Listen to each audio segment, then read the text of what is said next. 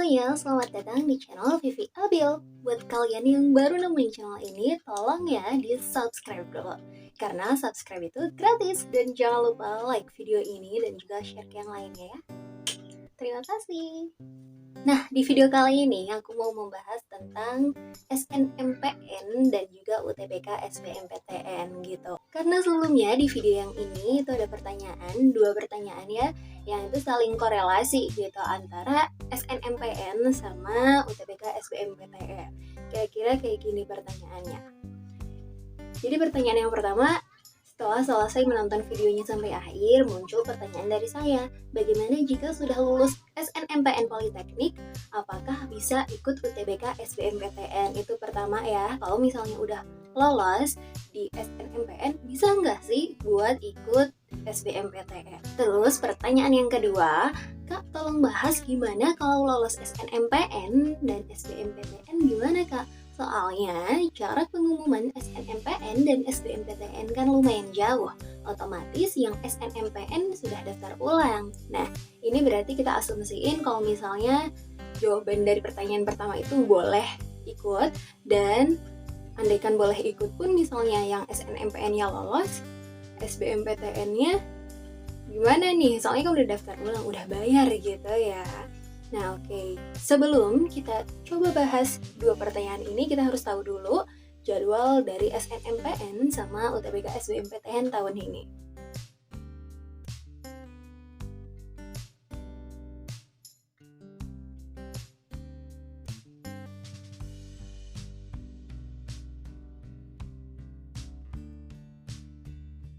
Oke, kita coba jawab buat pertanyaan yang pertama. Boleh nggak kalau udah lulus di SNMPN mau ikut UTBK SBMPTN? Nah, jadi untuk penyelenggara dari SNMPN itu di bawah Politeknik ya, Politeknik gitu. Sementara yang SBMPTN itu LTMPT, jadi beda penyelenggara. Dan untuk sistem mereka itu juga berbeda gitu, nggak saling bersinggungan. Jadi kalau misalnya udah ikut SNMPN, mau ikut SBMPTN, sebenarnya bisa aja gitu. Karena beda ya, SNMPN sama SNMPTN kan. Kalau SNMPTN itu kan satu sistem nih sama SBMPTN. Kalau misalnya lolos SNMPTN, jelas nggak bisa ikut SBMPTN. Tapi kalau SNMPN, karena beda sistem sama yang SBMPTN, jadi bisa ikut gitu. Dan kalau misalnya emang mau ikut SBMPTN, sebenarnya nggak harus nunggu pengumuman SNMPN dulu. Kenapa? Karena pembuatan akun itu tadi yang udah ditutup bahkan sebelum SNMPN-nya itu sendiri ditutup gitu. Sementara kalau mau ikut SBMPTN, itu wajib punya akun gitu. Tapi kalau misalnya kalian emang udah bikin waktu SNMPTN, ya nggak usah bikin lagi gitu. Tapi kalau misalnya kamu nggak ikut SNMPTN, jelas harus ikut yang di SBMPTN ini buat pembuatan akunnya gitu. Jadi buat jaga-jaga, kalau saran dari aku ya, kalian tetap buat akun SBMPTN itu dulu gitu. Nah, terus buat pertanyaan yang kedua. Kalau misalnya lolos dua-duanya gimana? Sementara lumayan jauh gitu kan, 3 bulan jaraknya pengumuman ya antara SNMPN sama SBMPTN. Sedangkan buat daftar ulang ya, jarak daftar ulang dari pengumuman itu biasanya dikasih tenggat waktu sekitar kurang lebih 1-2 minggu aja gitu. Jadi harus cepet-cepet daftar ulang gitu kan. Dan daftar ulang ini walaupun ini jalur undangan gitu ya, tapi tetap ada yang harus dibayar kayak UKT semester pertama gitu kan. Karena yang ditanggung kan emang cuma biaya pendaftarannya sama biaya di awal-awal biaya pendaftaran kayak uang bangunan dan lain-lain. Tapi untuk yang sebagiannya itu tetap harus ada yang dibayarin gitu kan, tetap harus keluar duit nih. Gimana tuh nasib duitnya? Jadi kalau misalnya emang gak mau nih ngelepas kesempatan yang SNMPN, tetap pengen ikut yang SBMPTN tapi SNMPN-nya itu gak mau dilepas, berarti emang harus ngorbanin uang itu. Karena gak bisa kamu pengen ikut SBMPTN-nya lagi gitu ya, dan pengumumannya jaraknya jauh, ya otomatis bakal hangus gitu kan kalau kamu nggak daftar ulang yang SNMPN.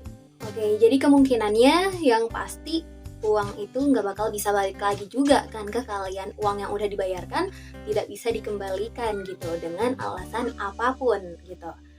Dan emang kalau di masa-masa kayak gitu ya, di masa-masa buat cari kuliah, buat lanjut ke jenjang selanjutnya, emang itu masa-masa yang dimana kita belajar buat bikin sebuah keputusan besar gitu ya. Sebuah keputusan di mana kita juga harus rela buat ngorbanin waktu gitu ya, untuk daftar sana sini, untuk belajar, untuk nunggu pengumuman, juga ngorbanin materi, uang untuk pendaftaran, uang untuk les, uang untuk ini, uang untuk itu. Banyak banget pengorbanan yang harus kita keluarkan gitu di masa-masa ini. Dan sebisa mungkin ya kayak gini harus dipikir mateng-mateng gitu. Karena kesempatan kayak gini ya gak bakal datang lagi dalam jarak waktu yang dekat. Bakal ada lagi, tapi di tahun depan gitu. Kamu mau gak menunggu buat itu? Kalau misalnya ternyata kamu tiba-tiba ngelepasin begitu aja. Atau kemungkinan selanjutnya yang SNMPN gak jadi nih kamu ambil, berarti kamu ngelepasin itu. Terus kamu ambil SBMPTN.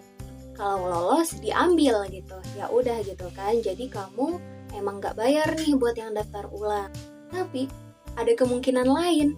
Misal udah lolos SNMPN dan gak mau, pengennya SBMPTN aja, aku gak mau yang itu jurusannya, tempatnya misalnya, dan gak daftar ulang, berarti kan gak kepegang nih. Udah ikut SBMPTN dan ternyata gak lolos lagi gitu. Nah kalau kayak gini sebenarnya masih ada kesempatan lagi, apa? SNMBN ya, temannya SNMPN gitu. Jadi kalau misalnya SNMPTN itu sama SBMPTN, SNMPN itu sama SBMPN. Tapi karena udah nolak nih yang di SNMPN-nya, SBMPTN juga nggak keterima, ya udah pengen ikut yang SBMPN, itu kemungkinan namanya tuh udah dicoret karena yang SNMPN itu kamu tolak gitu, nggak jadi kamu ambil, kamu mau ikut yang SBMPN-nya gitu. Itu kemungkinan besar namamu nggak bisa daftar lagi di situ. Jadi kalau saran dari aku ya, untuk di SNMPN ini sebisa mungkin cari jurusan yang emang kamu pengen banget gitu ya, kamu nggak keberatan misalkan itu lolos atau enggak gitu. Dan kalau misalkan kamu tetap pengen yang SBMPTN, berarti kamu juga harus siap dengan konsekuensi lain dari materi gitu ya, daftar ulang yang udah kebayar, dan juga kamu harus belajar lagi dari waktu kayak gitu. Jadi sebenarnya kayak gini juga tergantung kalian lagi ya, kalian itu kayak gimana. Kalau misalnya aku di posisi kalian, aku itu orangnya adalah ya udah aku dikasihnya apa itu yang aku ambil. Jadi semisal SNMPN-nya aku udah keterima, ya udah aku bakal ngambil yang SNMPN-nya. Kemungkinan besar aku nggak ikut SBMPTN-nya gitu. Karena lebih baik aku udah di awal dapat kesempatan kayak gitu ya, dan aku siap buat ngejalanin challenge baru gitu ya.